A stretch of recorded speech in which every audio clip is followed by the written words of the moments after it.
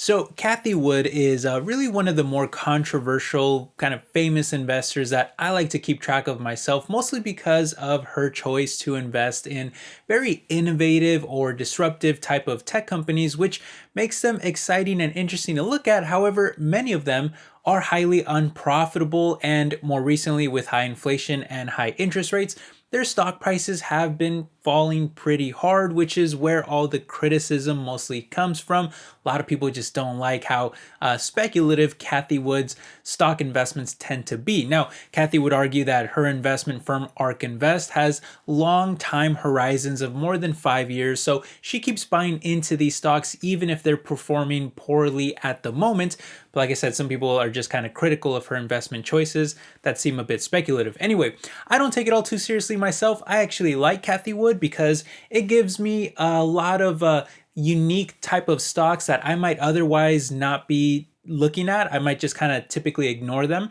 And so whenever I feel like looking at some speculative stocks, even if they are higher risk, I like to look at what Cathie Wood is buying. It's just kind of fun for me. Plus, she's one of the few large investors that actually shows us all of her stock trades as soon as she makes them. Other people like Warren Buffett don't show their trades until more than a month after a quarter. So I give her a lot of respect for that too.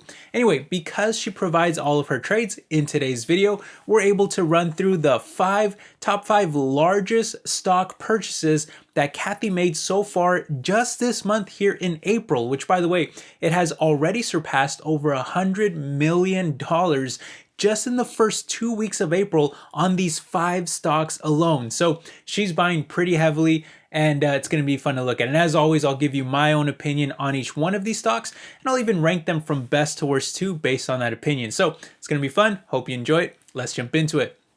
All right, so counting up here from smallest to largest purchase, coming in at stock number one, the smallest of the bunch, well, that's actually going to be a stock that I've never covered before on the channel in Datadog, ticker symbol DDOG, so DDOG, with which Cathie has already purchased about $9 million of so far this month. That's just a rough estimation, by the way, but yeah, lots of money spent there. And Datadog, if you've never heard of them, they're a specialist in what is called observability software, which provides real-time observational oversight into IT infrastructure, helping businesses fix any performance or security-related issues within their own systems, applications, and services. Their flagship platform, for example, called Watchdog, uses artificial intelligence to continuously analyze billions of data points in order to catch issues, provide alerts, and automatically root out any problems so that they can either be fixed or even prevented much faster than a traditional human counterpart ever could. It's all very crucial work for what is becoming a much more tech-oriented economy, especially with the rise of AI, cloud computing, e-commerce, cybersecurity, the Internet of Things, and many other areas that Datadog absolutely specializes in servicing. In fact, Gartner Research recently recognized the company as a leader in application performance monitoring, while also receiving 2024 Google Cloud Technology Partner of the Year awards too. And with all of that success has also come surging sales on the top line, which are still expected to grow by another 20% plus in each of the next 2 years as well. However, profits have been a little shakier, as this is a company here that only recently IPO'd in 2019 and just turned a small net income profit for the first time ever last year. From here though, I only expect things to get better, as the demand for their services and expertise is certainly there already, and it will likely grow larger over time. And considering that the stock is still down more than 30% from its pandemic highs, despite what has been a very strong year for many other tech companies with heavy exposure to software, cloud, cybersecurity, and especially AI, well, many feel that now might be a great time to jump into the stock, Cathie Wood included. As for myself though, I'm still just a little hesitant, as even their more forgiving adjusted PE and PEG ratios are around 200 to 300% higher than the sector, while their price to sales is also about 500% higher as well. That's pretty rich. Still, If it wasn't for that rich valuation at a time when I personally feel that our economy is a mess and the stock market is probably trading too high as it is, well, I would probably consider dipping my toes into this one too, because I do think that they have a bright future to look forward to. But given those few concerns, I'm just feeling still a bit undecided myself and will probably wait for a bigger dip in the future if I can get one. Regardless, the stock feels a bit 50-50 at these levels, so I'll give it the number 3 ranking for now until I see what else is on this list, but I'll definitely be keeping a close eye on this one moving forward. Moving on to stock number 2 though, we actually have a biotech, which if you know anything about Cathie, you know how much she loves her biotechs, especially in genomic research, and this one is no exception, with 10x Genomics, ticker symbol TXG, which Cathie purchased more than $12 million of so far this month. And yeah, as the name implies, this is a genes-related biotech that primarily sells analyzer devices and related services for laboratory use, where these systems are capable of quickly analyzing thousands of different data points related to cells so that they can better understand them and use all of this information for various applications within biomedicine.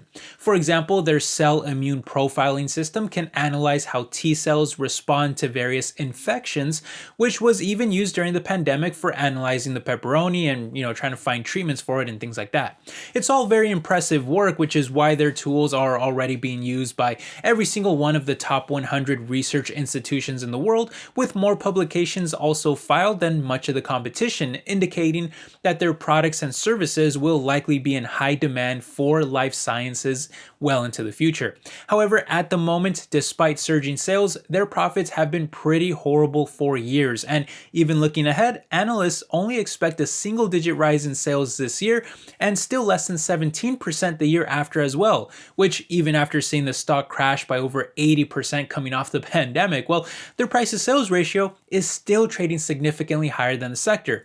And given that Datadog has at least reached profitability now, with also, in my opinion, a much easier to understand business that I would feel more comfortable keeping track of myself, well, I'm going to have to give them the edge here and rank 10x behind them at number 4. Might not be a bad speculative stock though for someone more knowledgeable about their field, but it's still a pass for me personally. Anyway, moving on to purchase number 3 though, well, we actually have a biotech that I would prefer a bit more in Recursion Pharmaceuticals, ticker symbol RXRX, which Cathie also purchased about the same amount of at over $12 million here in April. Now, this one is primarily in the business of discovering new drugs, and one of the reasons why it's been getting so much attention lately, especially from Cathie Wood, is because it's using artificial intelligence to accomplish that, which it thinks can help not only lower costs, but also the time it takes to research, identify, and develop new drug treatments too. As many times, developing and marketing novel drugs can be an extremely slow process, with many of the drugs tested on humans never even receiving regulatory approval, and although meanwhile sick patients may suffer and even pass away while they wait for a new medicine to reach the market. But Recursion hopes to fix this problem and really revolutionize the gigantic biotech industry by using its AI-powered operating system to test how millions of clinical compounds would interact with the human body and potentially treat various illnesses, which after striking a deal with Tempest, well, Recursion now has over 50 petabytes of biological, chemical, and health-related data feeding their AI platform.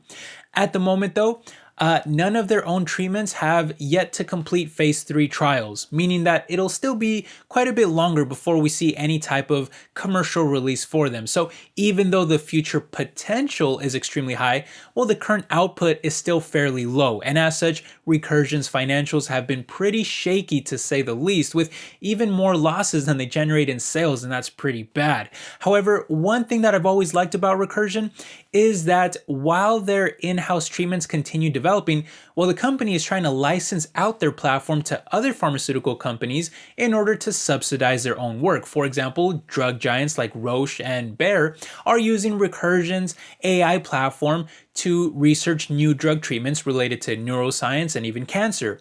While even the tech and AI specialist NVIDIA has invested huge amounts of money into the company as well, and is even collaborating with them to add another 500 NVIDIA GPUs to their already existing 300 for their supercomputer, which will increase its computational capacity by 4 times larger, making it a top 50 supercomputer in the entire world, and likely the most powerful one to be owned by a biotech company as well. It's pretty crazy.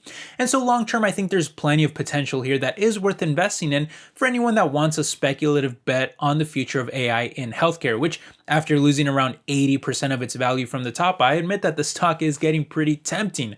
However, it's still a pass for me until I see more meaningful results, as I just prefer the safety of much larger biotechs that also pay huge dividends like Pfizer, Merck, or Bristol Myers, while something like CRISPR Therapeutics also scratches my itch for a riskier spec play as well. However, I will be keeping a very close eye on this one going forward, and if it continues to fall, I think I might actually want to dip my toes in it soon.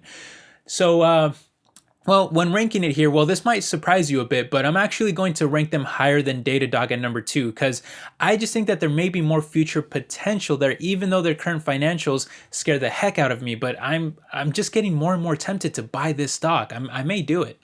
Okay, with all of that said though, this will now leave us with the final 2 stocks of the list. These are the 2 largest purchases here, and coming in at number 4, it might be a little surprising to you because it's actually a gaming company, and that is Roblox, ticker symbol RBLX, which Cathie purchased more than $14 million of this month. And if you're not familiar with Roblox, well, perhaps maybe you have kids that play the game if you're old enough to have kids.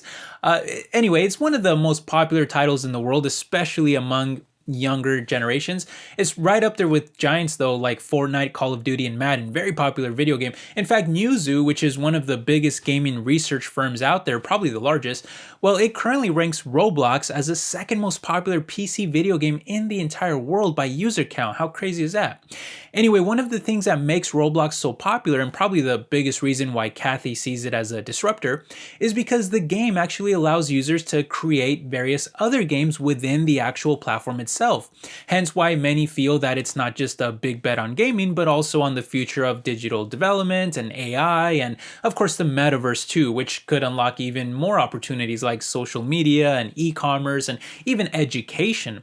All markets that could see substantial growth in the future, but at the moment, I just don't feel that Roblox's current financial state warrants such a high valuation, as losses have only gotten worse in recent years, with the next 2 years only seeing revenue growth of less than 20% expected. And despite the stock losing over 40% of its value since IPOing, the price to sales ratio is still higher than the sector by 200 to 300%.